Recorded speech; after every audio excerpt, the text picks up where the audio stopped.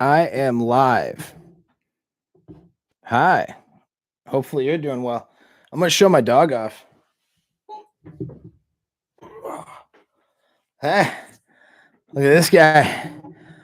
This is a whole live show. I could just talk about this guy the whole time. This right here, dog game, dude. John, Modern Life Dating has talked about dog game.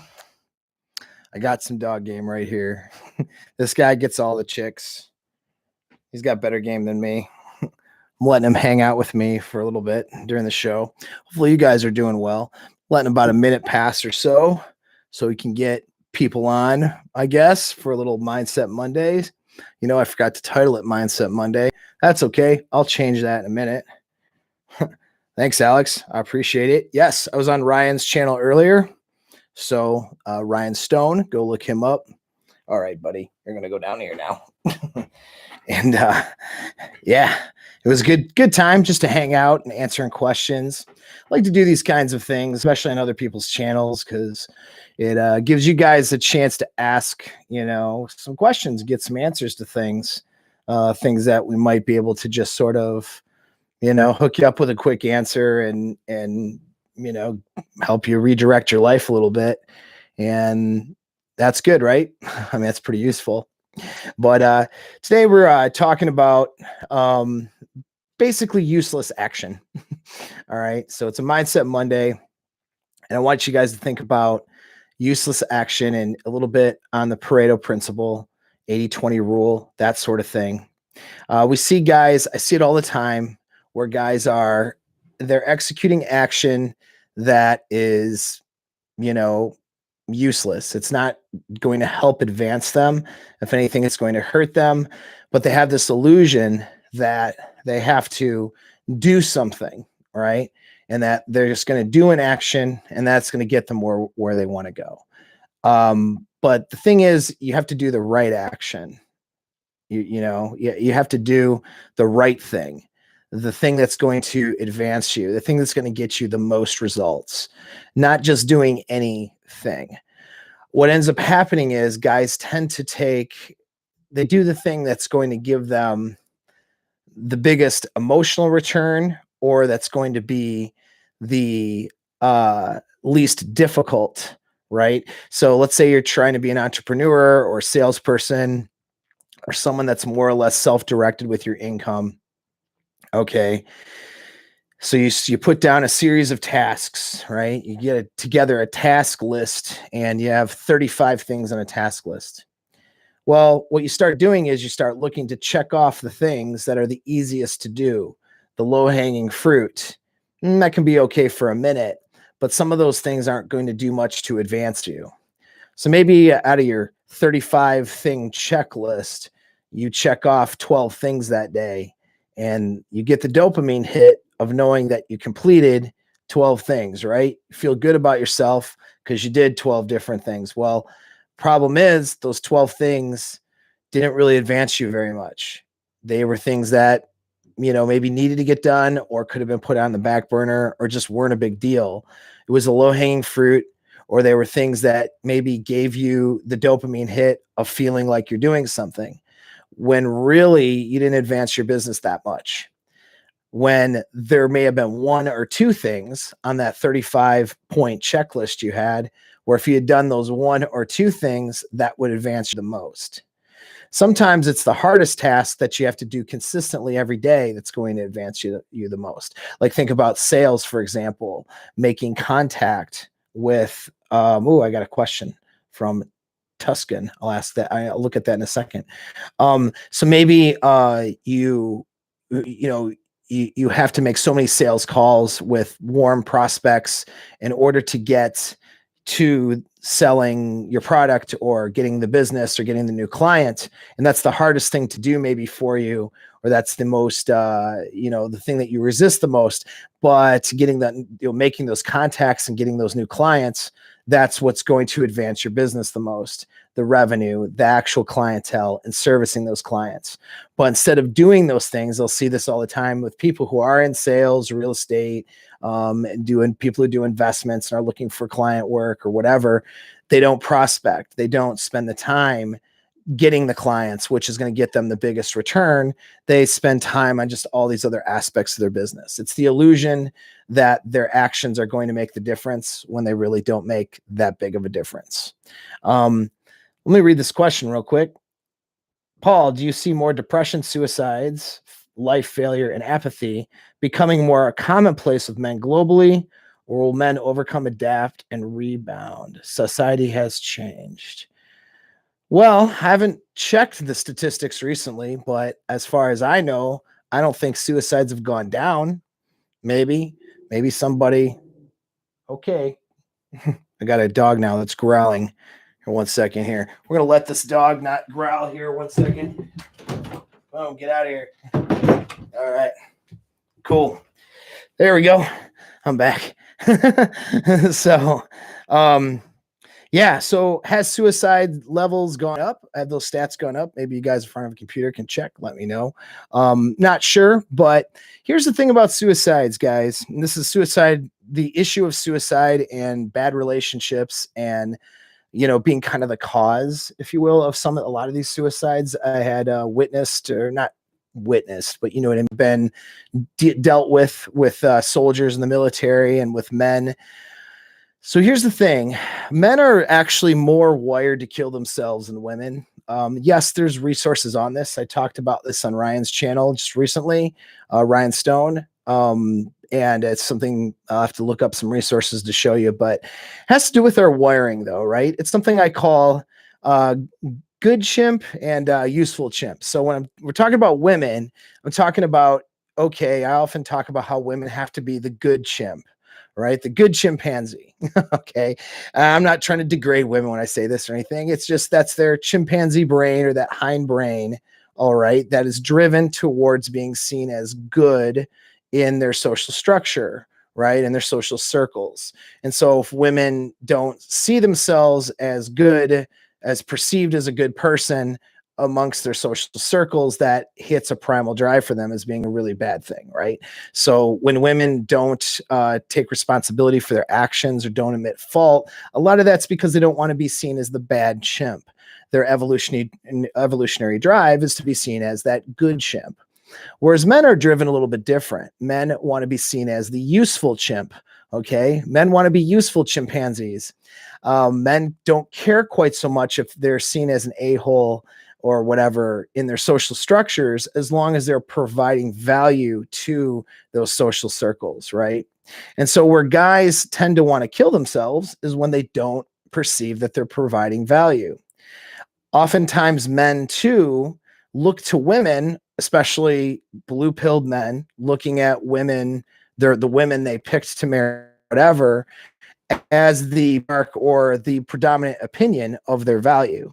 So men are basing their sense of value on what some dumb chick thinks about them. And I don't mean to say that disparagingly on the women thing, but let's face it, women are out making terrible decisions when it comes to mating day in, day out. Most women are a pile of bad decisions to one degree or another when they've made those sexual decisions. And yet, for some reason, men, a lot of you men, are going to look at that woman's opinion, okay, who's pile of bad decision woman over here, being valid or as being a determinant of your value. Doesn't make much sense, but that's something that we're sort of driven to do, right? And it makes a little bit of in the tribes, right? Or, you know, women didn't want to sleep with you or ostracize you or saw you as low value, then you wouldn't get to have offspring, right? Your offspring wouldn't make it to the next generation. Nobody would want to have or take care of your babies, right? So men are wanting to be seen as valuable. They want to be valuable to their wives, their families, their friends, their social circles. When men don't feel like they're valuable, that's when they think about selfish gene theory. They want of the tribe or society to survive and propagate. So if they feel like they're low or no value, there's a tendency for a man to want to take himself out of the gene pool to allow those resources not to be wasted on him or his deficient offspring, right? And that's sacrificing yourself for the tribe. There's ways that men self-sacrifice for the tribe, going into war, going into combat, going into dangerous jobs, going into, primal tribal times, going into those hunts that brought a lot of risk and danger, right? There are ways that men would self-sacrifice for the tribe in those senses. The whole idea of women and children first on the boat, okay, the life raft, and then go down with the sinking ship, and men being disposable, those are men sacrificing themselves for the resources of the tribe. So men's male nature being self-sacrificing, especially if you don't see yourself as alpha, because an alpha man sees himself valuable and has a great amount of value to his social circles, the more beta or weaker or just dudes who just feel that they're less valuable will tend to see, that they need to take themselves out. And I'm not saying that there aren't alpha men out there that haven't thought of suicide. We all have. It's actually just a male trait, right? When your value is compromised as a man, thoughts of taking yourself out, I would say, is pretty normal. So the question though was, are we going to adapt and overcome it? Well, I don't know. I don't know where society is going with it, to be honest. I'm more concerned about you guys. I'm more concerned about my circles and the people that I can touch. I hope people kill themselves because they listen to my content and they start figuring their way in the world, not just around women, but around how to frame their mental framework and just where they should go with things.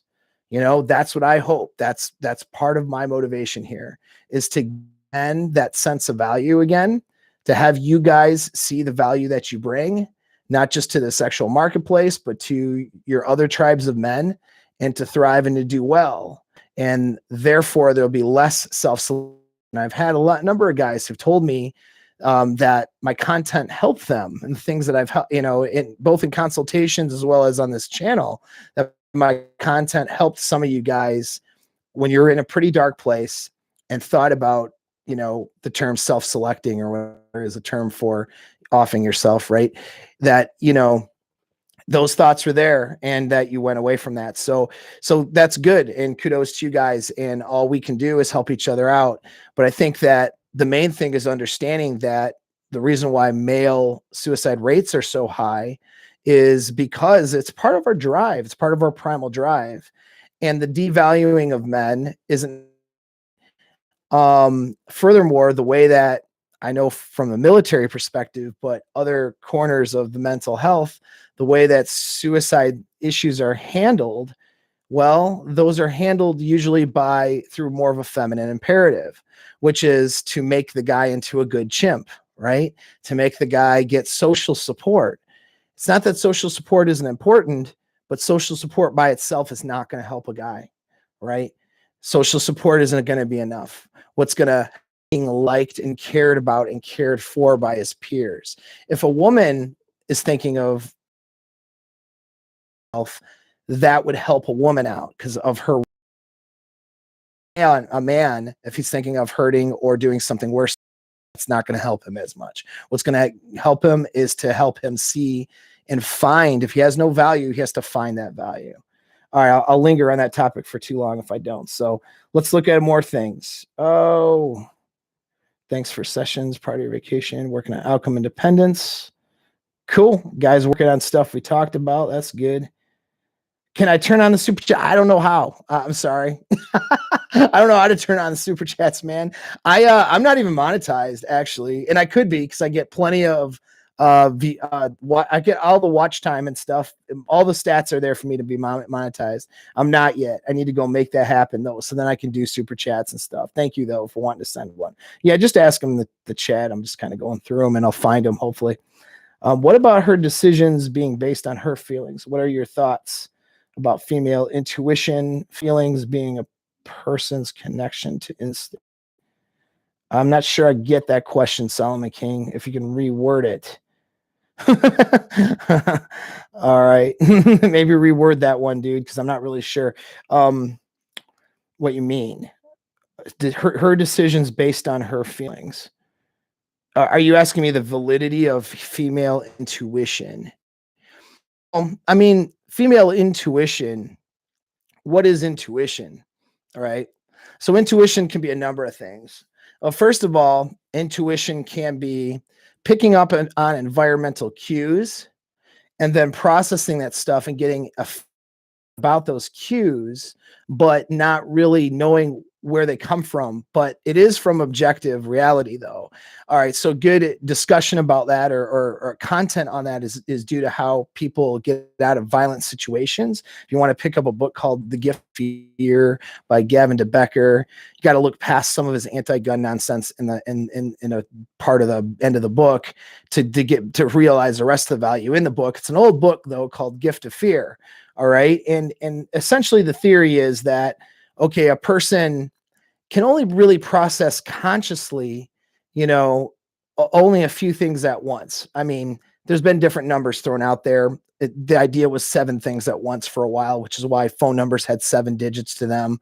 And then we learned numbers together. So now we have area codes, but whatever, right? So we can only process those certain things. So sometimes, for example, using like a combat example, there's some times where you just had a feeling like you knew things are going to go bad or could go bad, or that this is a bad area. You just knew. Well, you start putting it to objective reality. Okay, there were no kids around, right? So kids were evacuated from the area. Things were busy and then all of a sudden became quiet, right? So these are things that would indicate an attack is potentially going to happen, or that we're being watched by, insurgents that would like to attack us. Right. But a guy might not know right off the bat what some of these cues are that are causing him to have that feeling or that intuition, because he's paying attention to several things on the environment. It's just sort of registering. And then he just has this feeling. He knows something's wrong, but he can't put his finger on it. Now, later, through analysis later on, when you're not in the moment, okay, you can start breaking down why you had that intuition and coming up with realizing that there was objective information and input out there that was causing you to have. So is intuition real? Yes. Important for things like combat. Are women particularly good at it? I don't know. Worse at it than men. I don't.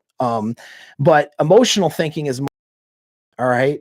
So the problem with emotional thinking is your feelings or connotations on something can cloud your actual intuition.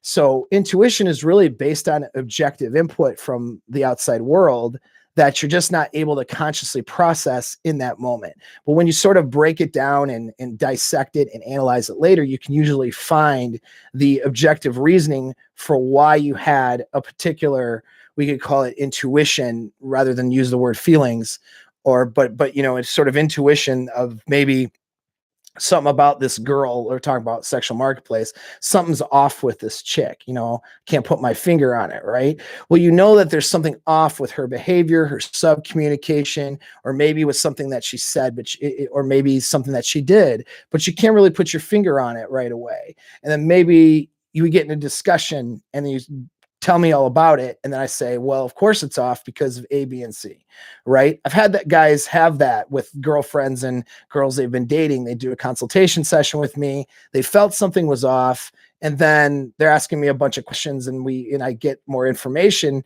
and I can tell them why based on the information that they have that feeling. So yes, listening to your gut, listening to your intuition is good. Women listening to their intuition, that can be a good thing as well. But here's the problem, though, with female sexual decisions, though, too. They're being clouded by hindbrain drives and emotions and attraction triggers. So that kind of removes the objectivity, right? You're not seeing the information neutrally and from an objective standpoint at that point, and then allowing your brain to put things together to give you a sense of good or bad or whatever, a sense of what's going on. Just the input of what you're doing is you're getting an input of information, but a woman's getting an input of information, but then she is putting emotional connotations to it because she processes things emotionally first. So her emotions towards the thing, okay, are clouding her input that's coming in. That input is being not seen neutrally, but is being seen with an emotional connotation to it. There's a feeling she has about it. Is that feeling good or bad or true? Well, let's say good or bad. Let's say truthful or not truthful. Well, it just depends, I guess, right? But there's a good chance a lot of times that those feelings are not going to be objectively true, right? They're going to be based on her past experiences, behaviors, and emotions about those things.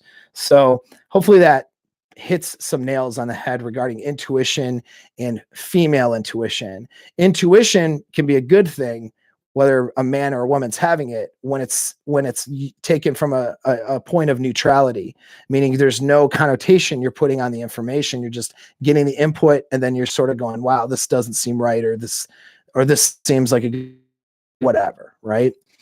But once you put your own emotional connotation to it, which women tend to do when they're making sexual decisions, well, now those are biased. That's no longer a unbiased intuition anymore, is it? It's emotional thinking. It's a biased that intuition has bias to it now. So, wow, that was a whole rabbit hole. Found my Muse Mastery video helpful. Cool, man. I'm glad. How can you best move from red pill rage and adapt the frame and get in game to habituation? Oh, that's a big question too. Let's turn to a whole Q&A, isn't it? Oh, right. Yeah, that's fine. Okay, so how can you best move from red pill rage? All right, things that have happened to you in the past regarding women. All right, that's the first thing. Okay, so hopefully that helps. It just said my connection was unstable. I don't know why it said that. I pay for good internet. It's cold outside though. Who knows? Anyway, so I'll repeat what I said. Anyway, it's red pill rage. So what is that? That's when you get a bunch of information, you realize that the social conditioning you've gotten from the sexual marketplace is all false. It's wrong, right? What your parents told you, what society told you, what your friends said, what those girls that you liked said was all BS, was all not true, was all bullcrap. Usually what really frustrates guys is they realize the deceptive nature of women. All right. Female nature, when it comes to making sexual decisions, is deceptive. Okay. This is not a slam on women. This is just the way it is. All right. Women had to be deceptive so they weren't killed by, more physically strong men in our evolutionary past. So they evolved to get what they want out of men through deception. That doesn't mean that all women are going to execute that tendency in an immoral way. Okay, there's some women with higher values. Women are human beings just like you and I. So some women with higher values are going to shy away from being as deceptive, let's say, as others. But you have to know it's in their nature. It's part of their instinct. All right. And so moving from that rage, what you're trying to do is see things from a neutral position. I talk about this a lot. You want to see the world or objective reality as neutrally as you can without bias or judgment on it. And then you ask yourself the question, how can I use this? All right.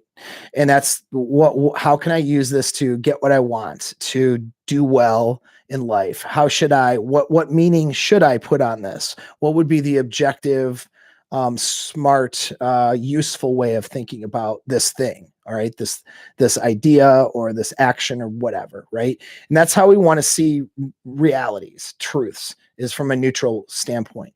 If you have rage over the truth, you're not really seeing it in a neutral fashion. You're seeing it in a very judgmental fashion. And it's going to make you have a very negative connotation and negative thoughts and negative feelings about women that, quite frankly, are not going to serve you very well. All right. Even if you've sworn off women and you cut your nuts off and you decide to just swear them off, right? You're not going to do women anymore. MGTOW thing, right? And that's fine. Guys decide to do that. That's cool. That's their choice. But even as such, though, they still have to interact with women in the world somehow. Maybe it's in the checkout counter. Maybe it's at a restaurant when, you sit down and grab a bite to eat, or maybe it's at your place of work or a client. I mean, you still have to, right? And so you don't want to cloud these interactions with irrationally negative connotations. You know what I mean? That would be very similar to a woman thinking, well, all men are violent, or all men are rapists, or all men are dangerous, right? If that's how, or all men are pigs, right? Well, we do have evolutionary tendencies that could make some men more inclined to be a rapist, we have evolutionary tendencies that make men inclined to use violence to get what they want. Absolutely, right? Men are pigs. Well, by societal standard of what a pig is, some of our evolutionary standards might fit that criteria, right? That said, if a woman approaches the her framework of how men are as being all of those things and being terrible, how well are her relationships and interactions going to be with men in her life? Not very good, right? And so it's the same with us too. If we approach things from a negative framework, an irrationally negative framework with all women, okay, well, it's not going to help us very well. So we want to get to a neutral place. Red pill rage is not being in a neutral place. It's looking at this information and taking it in a negative direction. Now, why would we do that? Well, you've done that because there's been trauma. You've been harmed. You've been lied to. Something bad happened. And this is a way of avoiding that damage or trauma from happening again. So there's two ways to avoid that damage or trauma. One is to get better. All right. So when you understand how things are and you get better with your interactions with women, better socially, better with your communication, your sub-communication, that's the game we talk about, better with your value that you provide to the world, to include your own personal value and sexual market value. When you get better at all these things, a woman can't hurt you. All right. Other than maybe temporarily. Okay. You'll never set yourself up in a position to be hurt by a woman ever again. All right. You'll have the appropriate boundary set. You're not going to chase after toxic women or get one-itis for somebody, have a unhealthy attachment and end up in a divorce rape scenario, or end up in a scenario where you're getting cheated on and walked all over and cucked. Like all these things that have happened to a lot of you guys. It's not your fault that it happened, because some of these women were pretty terrible human beings, regardless of their instinct. As human beings, they were pretty terrible. All right. But so no, it's not like you deserve that. However, it happened to you because of your lack of skill, right? You had false ideas in your head, blue pilled ideas, right? You had belief systems that were in your head that weren't correct. You had skill sets that you hadn't developed yet. And so those are the reasons that these women in your life were able to harm you, and so now you get to a place where you have better skill sets and better understanding. Women can't hurt you. Now, if they can't hurt you, well, then you're only going to thrive and do well with women. Okay. And you're going to have you can have great time with women. You have great relationships with women. It can be really enjoyable. Your interactions with women on a day-to-day basis in both your casual relationships, serious relationships, as well as your platonic relationships and family relationships can be awesome, right? But they're only going to be, how's it going to be awesome though, if you're fearful of being harmed by them because you don't have the skill sets yet, right? And so that's how you get out of the red pill rage, is for step one, or at least one of the steps. One of the two steps, okay, is to get better skills. This is why my channel's here. I'm helping you guys with your understanding of women and how to interact with them, and then also your game, and also just how you handle things with women. And as you better those skills, better your awareness, you're just going to have better relationships on all levels, right? So that's the first thing. The second thing is to get rid of any trauma or damage that has a hold onto your unconscious mind. Right? When you have bad things happen to you, it's like a PTSD. It gets shoved in a file in your brain that's labeled trauma. Okay. And then you're going to do all kinds of behaviors to try to avoid that trauma to ever happen again. One of those things is to get really angry about it and to get combative and want to fight it. All right. That's where that rage comes from. So, okay. So that rage is going to help you not, let's say, get cheated on and walked on by some girl again, let's say. But is that rage going to help you, though, have productive, good relationships with the next girl? Probably not.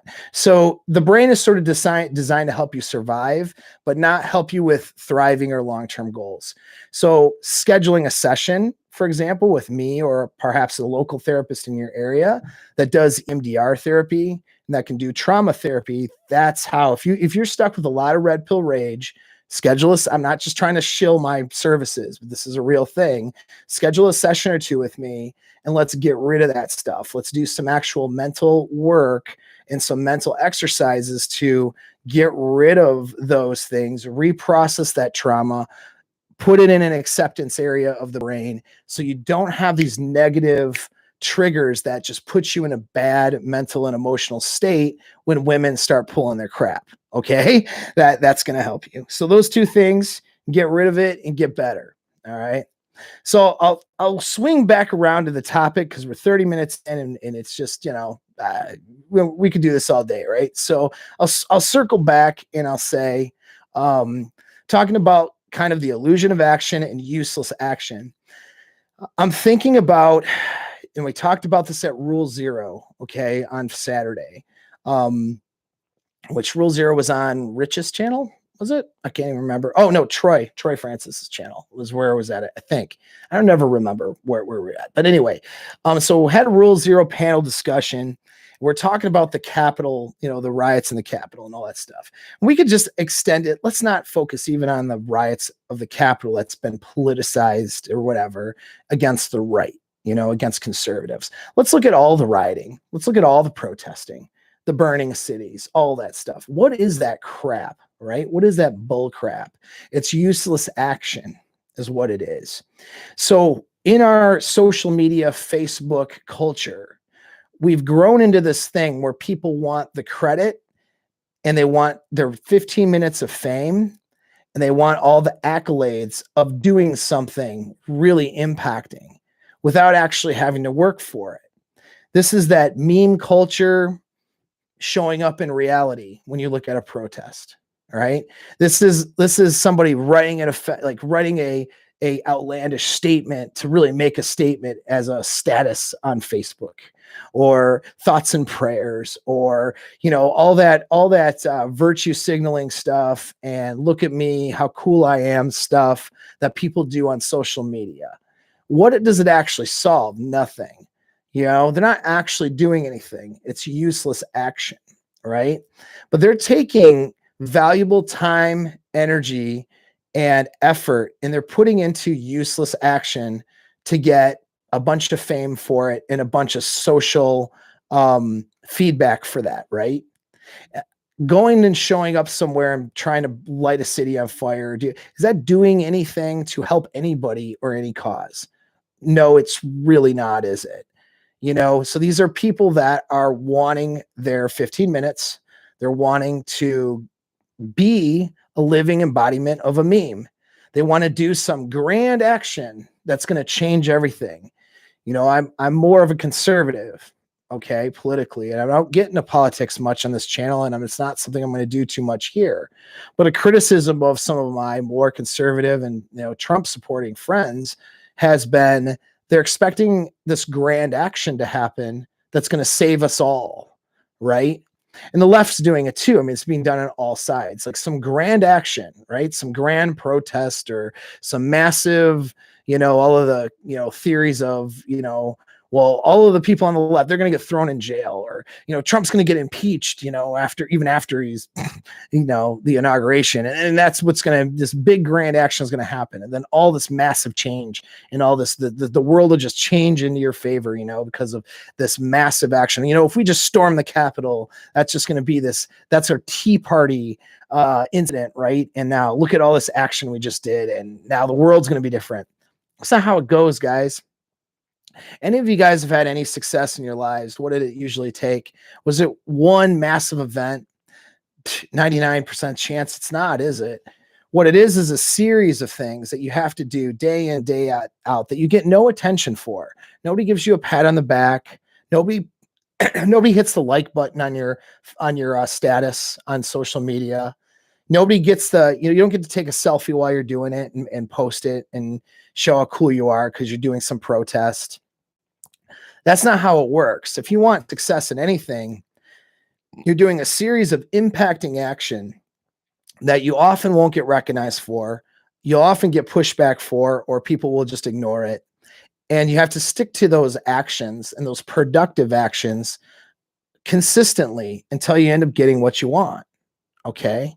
So that's how it is. If you guys want success in something, you have to hammer it day in, day out with consistency. You want to change your body. You want to look better. You want to be healthier. Want to have some muscles or whatever, or just at least have a decent amount of health. You gotta do consistent things every single day with your diet and your workout programs. You're not going to do some grand workout or some grand weekend boot camp and all of a sudden you're going to be different. You see what I'm saying? You want to change things on the political landscape. Well, ask yourself, what can I do locally? What can I do amongst my peers, my social circles, my friends? What people of influence do I know? And how can I execute a plan for change and doing small actions to make things different? Make things different maybe on a local level first, right? And then move that into different organizations, state level, larger government, whatever. But the point is it takes, I mean, we're going to institute any kind of change for the better in some grand societal thing. It's not going to be a meme. You know what I mean? It's not going to be a walking, living meme. There's no protest or magical event that's going to happen. But what you want to do, though, is you want to stay away from useless action or just doing something to do something. A lot of guys do that with women in their lives. You know, if you feel her pull away and maybe she's not texting you as much, and then the guys go, oh crap, I need to do something. Hurry up, you can do something. And then they often screw it up, right? Or in your business, you're doing a bunch of activity, but you're not doing the right action. That 10% of the things that are harder to do, that are a little bit less dopamine rewarding, but that are going to give you the long-term success you need, right? Those little things with your physical fitness plan or that hobby you're trying to get better at. That little bit of meditation and mental work every single day is what's going to get you to become an outcome independent, alpha, stoic man who has emotional self-control. It's that everyday little bit of things. You're not going to do some grand weekend or some grand seminar or something, and now all of a sudden you're different, forever. Okay, it's all about doing the actions that matter instead of a useless action and doing them consistently over time. And in this political landscape and things that are going on, there's a lot of things going on in the world. Don't waste your time and energy focusing on things and doing useless action about it. Posting and doing things on the internet that are making zero impact. Instead, I mean, there's some things you can do that will make impact, but there's other things that are just a waste of your time. Arguing with some idiot, and some on his Facebook page over the election or this, that, and the other, wasting hours of your time is doing nothing to really change anything. It's useless action, so focus, guys, on the action that's going to be useful, the action that is going to institute the most amount of change with the effort that you're putting in. So that's the message today, really, for this Mindset Monday. Plus, we answered some cool questions that guys had. I'll give a quick announcement too.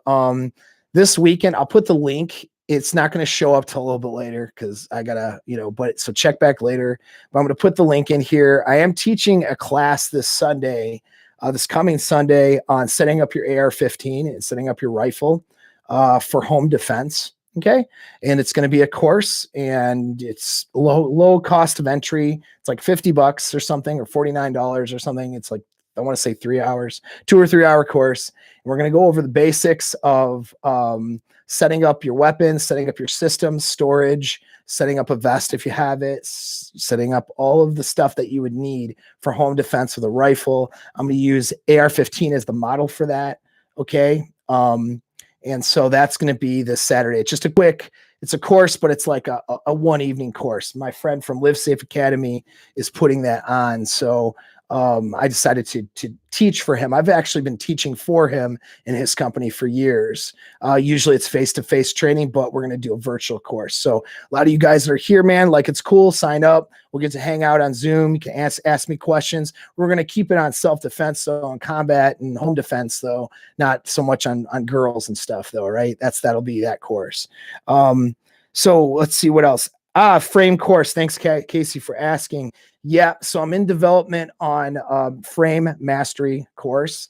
That course is going to take you from the initial meetup, pickup, and sourcing women into the long-term relationship and structuring that long-term relationship, whether you want to run a harem or a monogamous relationship. So that's what that course is going to cover. It's going to encompass a lot of things. So let's say you're in a long-term relationship already. The course is going to help you because the game advice and the stuff that we have in the beginning of the course, there's a lot of internal game. Okay. Your inner game is going to be covered throughout the entire thing. And so that's going to help you in your long-term relationship. Even though the beginning, I'm covering more initial pickup stuff, there's going to be skills in there that you can apply. And even if you're at the point where you're just wanting to spin plates and have casual things with women, you don't want an LTR, that's okay too, because running an LTR is game on hard mode. So the skills you'll develop from there, you can apply even just to your regular dating life and women. But I'm going to run you through mastering frame and having a woman or several women in your frame throughout the entire process of you having her in your life. And that's pretty important because most guys at some point, like, they either don't start off with frame or they lose it after a point, and then everything goes south with that interaction and relationship with that woman or series of women in your life, right? So this is gonna be really a lot of advanced information, but if you are not advanced, you'll benefit from it. So I just was thinking about what I could. There's been a number of requests for different types of courses and different types of content for me to do, and I think that this is going to give you guys the most bang for your buck and really kind of be a foundational course for you guys going forward in the sexual marketplace and really just getting whatever you want. So that's the announcement. You guys asked about it. I'll keep announcing it. It's in development. I'm hoping to have it out where I can drop out signups either by the end of the month or beginning of next month. That's my plan. So we'll see. It's my first course, so it's hard for me to time it out. I want to make sure I'm putting out high quality stuff for you guys that's worth at least a lot more than what you're paying for. I want to deliver more to you in value than what you'll actually pay for. So I don't take that very lightly. So that's why I'm pretty serious about that. So cool. Hey, thanks, man. You are the frame master of the Rule Zero guys. I appreciate it, bro. All right, man. Well, I appreciate everybody who threw a like in here. If you weren't a subscriber already or whatever, jump in and hit the subscribe button. Circle back around and take my home defense and AR-15. I forgot what it's called, but AR-15, setting up your AR-15 for home defense and home defense course next week, because it's going to be fun and it's super chill. And like I said, low barrier entry. So, right. Till next time, boys. See you later.